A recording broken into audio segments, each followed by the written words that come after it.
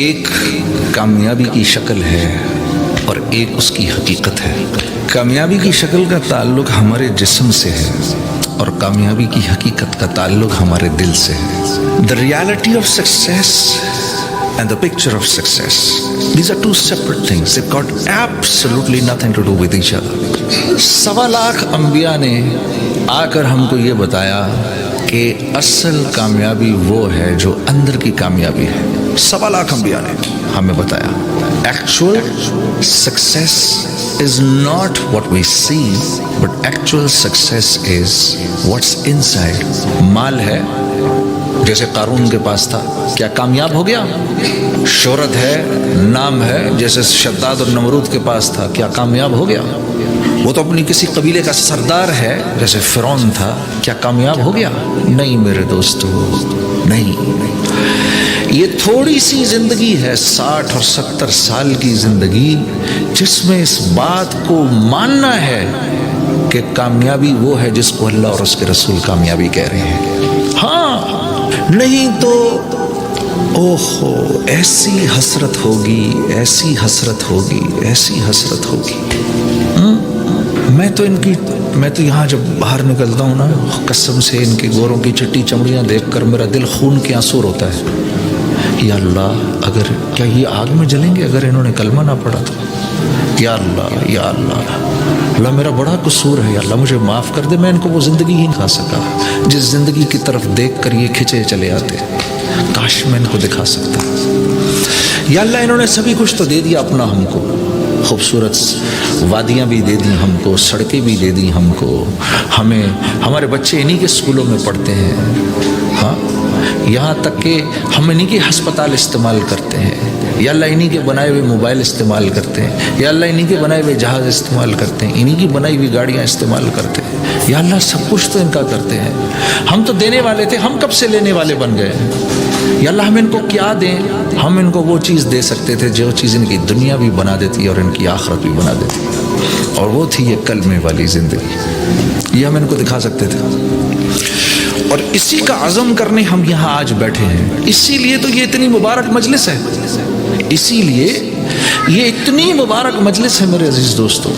ہاں، مسلمان کا کیا مقام ہے؟ جب تک یہ آخری مسلمان اس دنیا میں رہے گا میرے دوستو، اللہ قیامت نہیں قائم کریں گے، چاہے یہ کتنا ہی بڑا نافرمان کیوں نہ ہو۔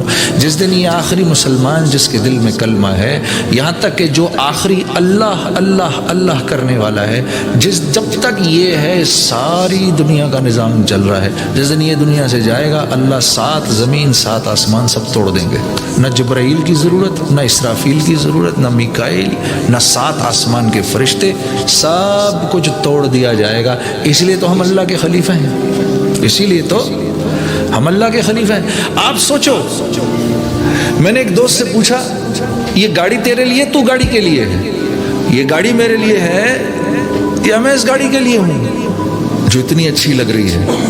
نہیں، یہ گاڑی میرے لیے ہے، یہ گاڑی نہ ہوئی تو میرے کام پھر بھی بن جائیں گے، میں نہ ہوا تو یہ چل نہیں سکتی۔ اسی طرح یہ ساری کی ساری کائنات صرف میرے آپ کے لیے ہے، صرف میرے آپ کے لیے۔ کیا اللہ کو کیا پڑی تھی؟ گھوڑا ہری گھاس کھا رہا ہے تو ہم سے کہتا تم نیلی گھاس کھاؤ، ہم کو کھانی پڑتی۔ واہ، 4 تو موسم دے دیے، 4 موسم دے دیے، چاروں موسموں کے مختلف پھل دے دیے، اور ہر ایک کا مختلف مزہ دے دیا۔ یہاں کے سیب کا مزہ کچھ اور، جاپان کے سیب کا مزہ کچھ اور، پاکستان کے سیب کا مزہ کچھ اور، ہزاروں طرح کے آم دے دیے، انگور دے دیے۔ کس کے لیے؟ یہ چیزیں تو انسان کے علاوہ اللہ کی کوئی مخلوق نہیں کھاتی۔ سوچو، دنیا میں ایک جانور ہوتا جس کو انگور کھانے کا شوق ہوتا، ہم کو ایک انگور کا دانہ نہ ملتا، پاگل ہو جاتے ہم، یار اس کو مارو بھائی خدا کے لیے، سارے انگور کھا گیا۔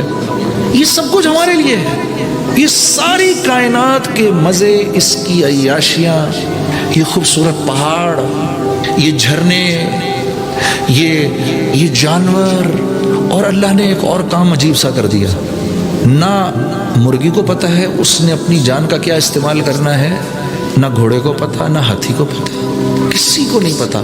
اللہ نے وہ سارا کا سارا علم دیا انسان کو، تجھ کو ہم نے تیرا استعمال بھی بتایا اور چیزوں کا استعمال بھی بتایا۔ ان تمام چیزوں کو تیرے لیے بنایا اور تجھے اپنے لیے بنایا. ہاں میرے دوست, ہاں. اور دنیا میں کیوں بھیجا؟ دنیا میں کیوں بھیجا؟ دنیا میں بھیجا تاکہ ہم ایک شاندار موت بنا سکیں. دنیا میں کیوں بھیجا؟ دنیا بنانے کے لیے یا آسٹریلیا بھاگنے کے لیے؟ نہیں نہیں. تو لاہور میں رہتا ہے, وہاں بھی تیرا وہی کام ہے. تو سڈنی میں رہتا ہے, یہاں بھی تیرا وہی کام ہے. تو نیو یارک میں رہتا ہے, وہاں بھی تیرا وہی کام ہے. ہاں, اللہ کے حکم بدلے نہیں وہاں سے ادھر ادھر آگے پیچھے ہو جانے سے. نہیں نہیں نہیں, ہلکی پھلکی گنجائشیں ضرور نکلی, لیکن حکم وہی کہ وہی ہے کہ تجھے دنیا میں اس لیے بھیجا گیا کہ مرنے سے پہلے تجھے اس بات کا احساس ہو جائے کہ تجھے دنیا میں کیوں بھیجا گیا ہے.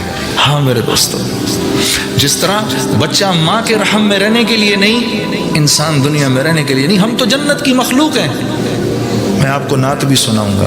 ذرا تھوڑی بات اس لیے کر رہا ہوں تاکہ میرا اپنا پہلے کچھ ذہن بن جائے. انشاءاللہ نعتیں ضرور سناؤں گا, فکر نہیں کریں. وہ سنے بغیر تو آپ لوگ چھوڑیں گے بھی نہیں جی.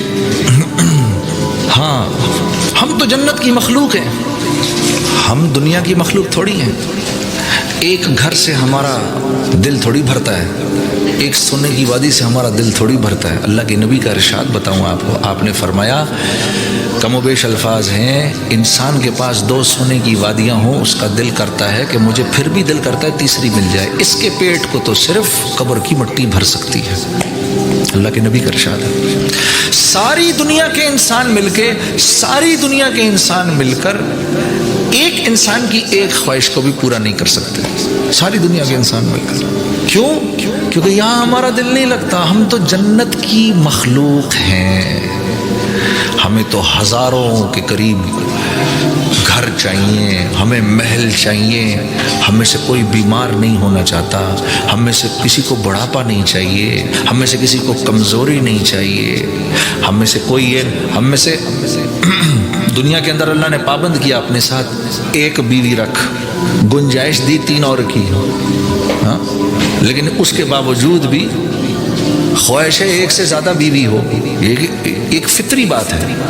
کہا یہ ساری خواہشات تیری جنت میں پوری ہوں گی. یہ انسان تو ہے ہی نہیں یہاں کی مخلوق. اب جس کو جنت کا نہیں پتا, اس سے زیادہ پریشان آدمی کوئی ہو سکتا ہے؟ اسی لیے تو ہم انبیاء کا شکر کرتے ہیں, وہ آتے ہیں, آ کے ہمیں بتاتے ہیں جس جہان کو تم ڈھونڈ رہے ہو, آؤ ہمارے پاس آؤ, ہم تمہیں بتاتے ہیں وہ جہان کہاں ہے. تبھی تو مسلمان مطمئن رہتا ہے. ہاں, تبھی تو تھوڑے کے اوپر مطمئن ہو جاتا ہے. یہ لوگ جو ڈزنی لینڈ بناتے ہیں, کیوں بناتے ہیں؟ وہی جنت ہی تو ریکریٹ کرنے کی کوشش کرتے ہیں جو ان کے دماغوں میں پھنسی ہوئی ہے. یہ بھی میری آپ ہی کی طرح ہیں, جنت سے نکالے گئے. تو اللہ ظالم تو نہیں ہے. یہ ساری خواہشات بھری ہوئی ہمارے اندر, نعوذ باللہ, اور اللہ پاک کوئی ناانصاف تو نہیں ہے.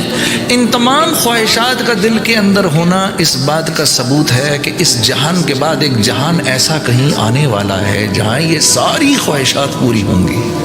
اور جو مجھے اس جہان کا بتا دے وہ میرا سب سے بڑا محسن ہے. ہاں میرے دوستو, ابھی مولوی صاحب نے کیا پڑھا, ان الذین قالوا ربنا اللہ ثم استقاموا.